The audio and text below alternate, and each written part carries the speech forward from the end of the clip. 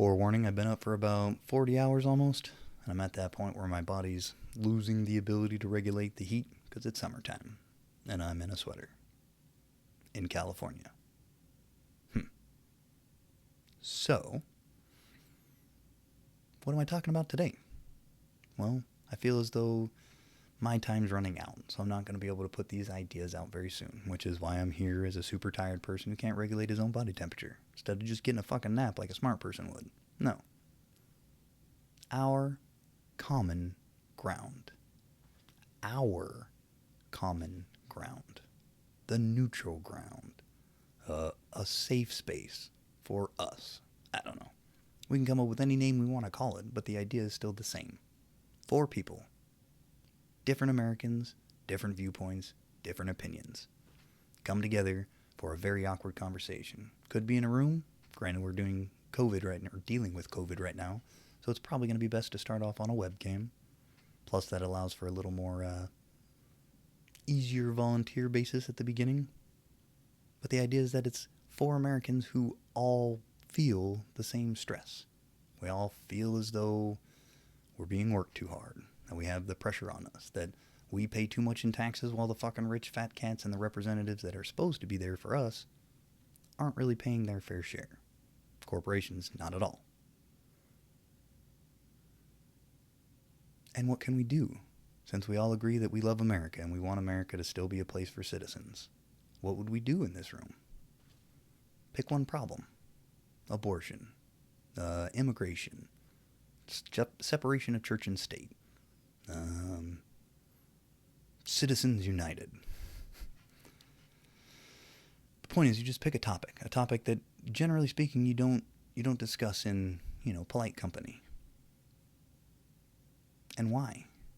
Well, there's multiple reasons. One, because no one else is going to have the honest conversation. Our politicians and representatives and the lobbyists and blah, blah, blah have all worked super hard and spent lots of money to finally craft these talking points. Talking points that are supposed to be like silk going in one ear, and then they replicate in your brain, and it's like, ooh, now I believe this because it was so well said. Yeah, absolutely. It was bought and paid for to be silky smooth. But to get beyond those talking points, because that's probably how it's going to start, is, well, the only thing to stop a bad guy with a gun is a good guy with a gun. But then you're able to ask a further question. So you're saying that people should just have guns everywhere, and that would make America safer from all the gun violence, because there's lots of guns. Well, yeah, don't you think that if there's lots of guns, there should be lots of other guns out there to stop the people with the guns? Yeah, frankly, I think we should all just walk around with 2 pistols and just about headline, just walk around, just in case. I mean, that'll keep us all so much safer. Yeah, you might sneeze or cough or trip and accidentally squeeze a trigger, send a round downrange, and hopefully it doesn't hit anybody. But won't that make us safer? Of course not. Getting off on a tangent. Part of the lack of sleep. But it's to have the conversation that they won't have. To have that uncomfortable conversation in hopes of finding a solution. You and I aren't going to find the best solutions. We don't know everything that there is to know about the law. But we do understand that we all have our certain limits. We all have certain things that we're okay with. We just need to find that beautiful, beautiful sweet spot. Something where we're all kind of unhappy, but all also happy. Because our representatives aren't going to do it. Number 2, it's a note to us that no matter how we identify, no matter what team it happens to be, Republican, Democrat, pro, anti, whatever it is, you're the same. I guess that's not a good way to say it. My wife gives me a lot of shit for it. We're very, very, very similar. Our similarities far, far, far outweigh the differences we have. Our differences can probably be counted on the 2 hands, whereas our similarities, you're probably going to need a fucking calculator. But it doesn't feel that way. And it's kind of on purpose, because we don't control the messaging. We don't control what the representatives are telling us, so that's what we think. But we can. We absolutely can. And it's stupid simple. It really is just having a conversation, being willing to go past that uncomfortable spot just to find a solution. Not so we can destroy somebody. That's what you get in a regular debate. That's why they're usually not that enjoyable to watch. But for people that are sharing their common experience, their common opinions, their uncommon opinions and experience. For what? To improve the country we all love and share. But also, one of the third things, or the third thing that this has the potential to do, is that we get to come up with solutions. Simple solutions. They're not going to be the greatest. Again, they're not going to be that great. But sometimes they could be. And the point is that once you show that it's possible to get an answer that's even workable, then it opens up everybody else's mind. Suddenly they're like, holy shit, that's not only is that possible, but they found something? Wow. They can't even do that in Washington. Well, yeah, because they're not fucking trying. But that's beside the point. Yes. And eventually we may come up with an answer that we all like, where an American majority says, yep, that is absolutely the road we would all travel together. We could even do it hand in hand, singing Kumbaya. No. Unrealistic. But then we have the ability to go to our representatives and say, hey, fucknuts, we figured out what we want to do. Now do your job, represent us, and put that shit into action. This is where things are going to get tricky. Because there's 3 different things that can happen. 1, they say, okay, cool, we'll do it. Best case scenario. God, that would be amazing. Probably not going to happen. 2, they're going to try and convince us that it's not what we want. That no, I've done market research, I've done all the bullshit that they use now. And for the first time, we as the American people will be able to say, no, that doesn't work. We've already spoken to ourselves. We've spoken to one another. This is something we absolutely agree upon. Well, I haven't seen that research. I'm not interested in you seeing that research. Just know that when you try and tell me that there's some other data point that says that this isn't going to work, or that we don't want it to happen, I'm going to call out bullshit. And I'm going to know that I'm correct. So, then that leads them to either go with option 1, which again, not very realistic, or option 2, or option 3. That was option 2. Option 3 being, no. I don't care that you want something. You stupid, stupid civilians. We're here to represent corporations. So, now that the game is up, the jig is up, fucking sit down and shut up if you know it's good for you. Ooh.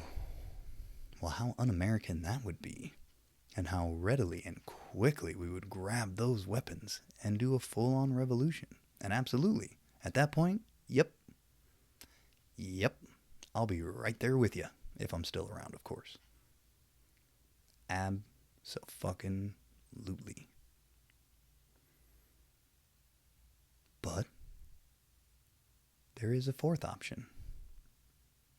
And the 4th option is that it never is allowed to happen, which will be up to us.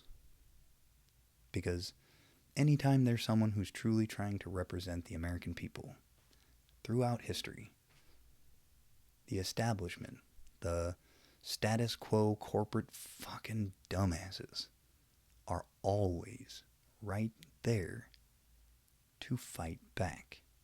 Be it suicide letters, death threats, bringing things over, trying to kidnap, trying to extort, trying to blackmail, trying to whatever it is to manipulate the situation.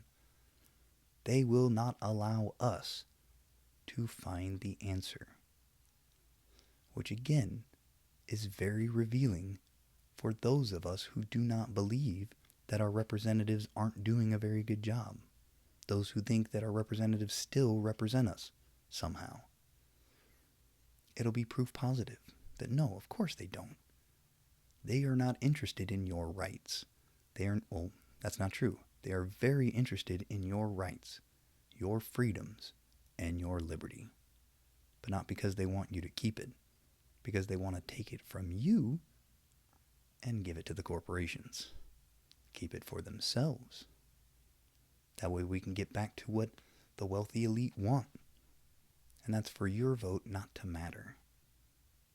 And kind of that's where we are now, because they're manipulating us that, our votes really don't matter. Not only is it that we have to choose between the two options that they chose in the first place, not only is it that they can see what our election results are and still change it via the electoral college. Not bad enough that they've already redistricted all of our shit to make it so that whoever they want to win can win, because all they have to do is just move a fucking line. Yeah. But we don't need to fix all that stuff. We need to fix the representation. We need to fix the problem. All the other stuff will kind of not matter so much anymore. We don't have to worry about the filibuster, because it's a non-issue. Now there's people that are truly there to represent. People that aren't there to benefit themselves. They're there to benefit the American people.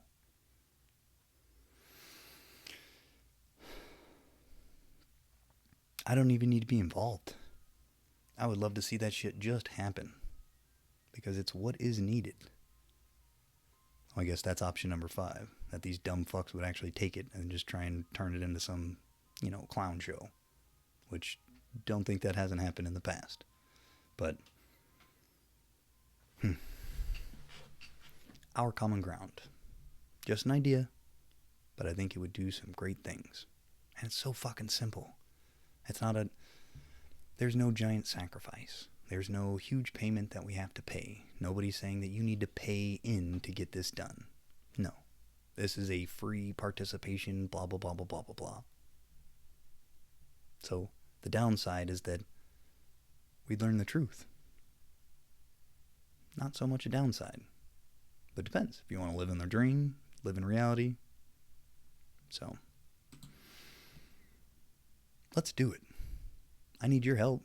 I can't do it by myself. I can't collect 4 people because I'm not 4 people. So I need the 4 people to kind of be like, yeah, I'm down. Fuck yeah. Sign me up. Send out a list and be like,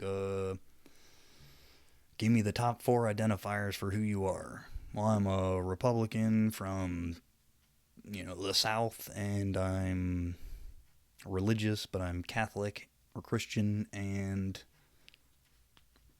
I don't know. Another big thing that would allow people to know. Racism, anti-abortion, I don't know. Another identifier, something that you feel very strongly about. Somebody just compiles that list and is like, okay, well, bam, bam, bam, bam. Hey, are you free at this time so we can have this talk? Oh yeah, cool. Are you cool to go until the end, regardless of, how long it takes? I mean, yeah, but can we try and keep it up, keep it to minimal times if possible? Well, yeah, everybody will hopefully be on that page. Man, then we just have a meetup, an awkward talk, and potential solutions. And even if we don't find the solutions, it's still the point that we're all working together to find the answer. The idea that we're on separate teams, and that's the important part, fades away. Suddenly we realize that those extra teams kind of don't mean that much. It's just a way to group us, a way to manipulate our understanding of how things are going.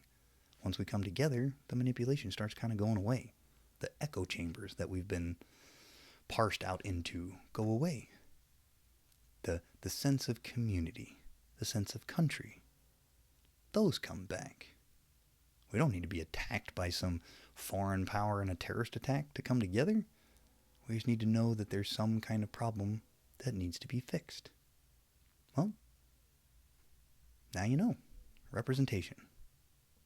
What are we going to do about it? Get some sleep.